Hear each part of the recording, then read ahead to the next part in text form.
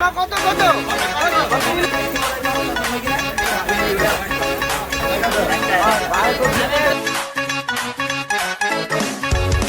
নসব guys, কেমন আছো তোমরা? আশা করি সকলে ভালো আছো।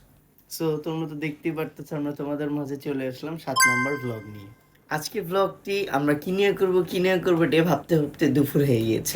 তো তোমরা তো দেখতেই পারতেছো, সকাল থেকে সেই ধুমে বৃষ্টি চলতেছে। আমরা সকালবেলা উঠে সেই বৃষ্টিতে গোসলও করি, যেটা আমরা তোমাদের দেখাতে পারিনি। কিন্তু একটু আজকের ব্লগটা একটু শুরু করতে করতে লেট হয়ে গেল।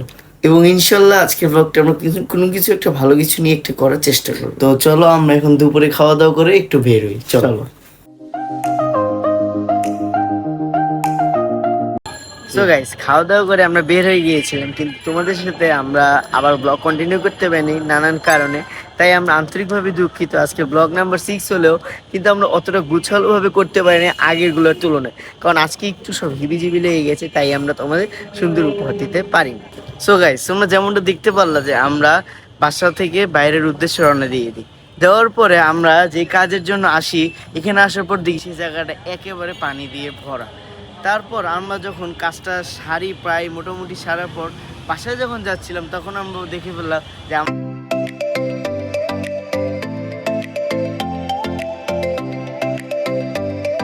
আমাদের চোখের মাঝখানে একটি মসজিদ, যেটার নাম হলো তারা মসজিদ। আমরা কিন্তু এখানে একটি ভিডিও করেছি।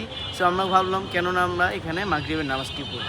তো চলো, নামাজটি পড়া হয়ে গেছে, আমরা বাসায় যেয়ে চিন্তা করি যে কোথায় কি যাওয়া যায়। চলো। সো গাইস, সব কিছু পেরিয়ে আমরা চলে এসে পড়েছি গাবতলীতে। আজকে দিনটি অনেক অনেক ট্রাভেলের মধ্যে দিয়ে গেছে, এবং ট্রাভেলস আর কি, মানে ওই ঘুরে ফিরা না, মানে অনেক অনেক পারান লাগছে, যেহেতু আমরা একটু কাজে গেছিলাম এবং আজকে ব্লগটাও তো গুছালোভাবে হয়নি। এই জন্য আন্তরিকভাবে দুঃখিত। আমরা গাবতলী চলে আসছি, এদিকেও বেশিক্ষণ থাকা যাবে না, রাতে প্রায় 12:30 বাজে। সো আমরা তোমাদের যদি কিছু কিছু গরুর ভিডিও শেয়ার করে আমরা বাসা থেকে রওনা দিব। চলো আমরা গরুগুলো দেখি।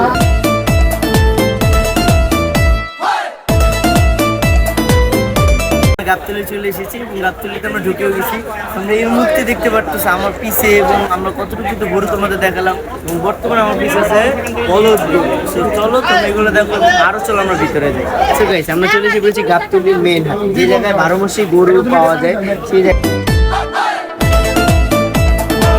আমরা আছি, যে জায়গায় সুটচান ব্যাপারী, মঞ্জু ব্যাপারী সবাই গরু বিক্রি করে, সেই জায়গাতে আমরা আছি। যেহেতু আজকে রাত প্রায় 1টা বেজে যাচ্ছে, তাই আমরা তাদের সাক্ষাৎকার নিব না। চলো আমরা তোমাদের এই জায়গায় কিছু গরু দেখাই, এবং কালকে আমার তোমার সাথে এই জায়গায় দেখা হতে পারে। চলো।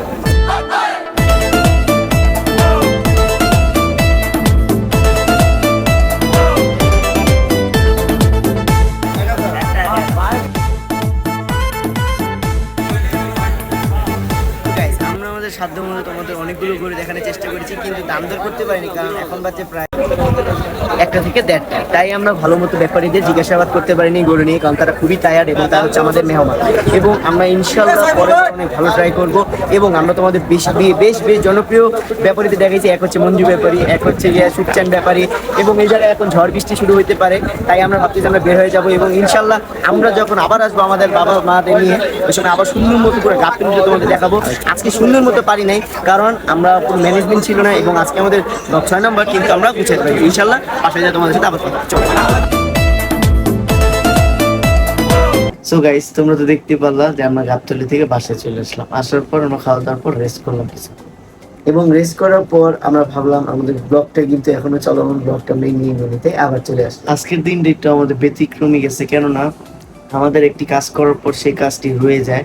সেই কাজটি করতে যেয়ে আমরা অনেক বড় বিপদই পড়তে পারি, কারণ যে জায়গায় আমরা গেছি সে জায়গাটা পুরো পানিতে প্লাবিত হয়ে গেছিল। অবশ্যই আশা করি তোমরা দেখছো, এবং অনেক কষ্ট করে পাড়ি দিয়ে এসেছি, এবং আমরা যতটুকু পারছি তোমাদের সাথে শেয়ার করার চেষ্টা করছি। যেমন আমরা মাগরিবের নামাজটা পড়ছিলাম তারা মসজিদে, এটা তোমাদের আমরা অল্প করে শেয়ার করার চেষ্টা করছি। শেষমেশ আমরা চলে যাই তোমাদের দেখানোর জন্য গাবতলীতে, এবং গাবতলীতে যাওয়ার পর আমরা যা দেখতে পারলাম যে ছোট গরুগুলার একটু দাম বেশি, আর বড়গুলো হচ্ছে রিজনেবল প্রাইসে ছেড়ে দিচ্ছে ব্যাপারীরা।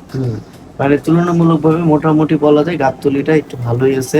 এবং গাবতলীতে কিন্তু ছোট গরু এবং বড় গরু মানে রীতিমতো মানে কি বলে, মানে সবসময় যেমনটা থাকে তেমনই আছে, এবং প্রচুর পরিমাণ গরু আছে। এবং যে বলবে গরু নেই সে তোমাদের বিশ্বাস করবে না। তোমরা তার একটা পারলে আমার পক্ষ থেকে কথা শুনে দিবে যে এটা আসলে মিথ্যা কথা, কারণ আজকে আমরা যে দেখছি অহরহ গরু আছে, বাংলাদেশে যত গরু লাগবে তার চেয়ে ডাবল গরু আছে। কিন্তু অবশ্যই তোমাদের যেতে একটু কষ্ট পোহাতে হবে, তো অবশ্যই আমি বলবো কষ্ট পোহাতে হলো তোমরা সবাই একবার হলো যে একবার ঘুরে আসো, এবং পারলে অবশ্যই তোমরা যদি পারো হাজারিবাগ আর না হলে ধোলাইখাল এগুলা সেগুলা জায়গায় যাও। আমি বলবো আমার পার্সোনাল মতো ওই জায়গায় যাওয়াটা খুবই কষ্টকর হবে, কেননা আজকে হচ্ছে তোমার এই 25 তারিখ তো করবেন ঈদের দিন, একটু কষ্ট করো, খুবই কষ্ট হয়। আমরা যেহেতু বাইক দিয়ে গেছি আমাদের অনেক কষ্ট হয়েছে বাইক দিয়ে যাওয়ার কারণে, আর তোমরা কি দিয়ে যাবো এটা তোমরা বুঝে নাও কত কষ্ট হইতে পারে। যে এই তো আজকে 7 নম্বর ব্লগটা এভাবে আমরা এন্ডিং করলাম। তোমাদের কাছে কেমন লাগলো অবশ্যই কমেন্ট সেকশনে জানাই দিবা।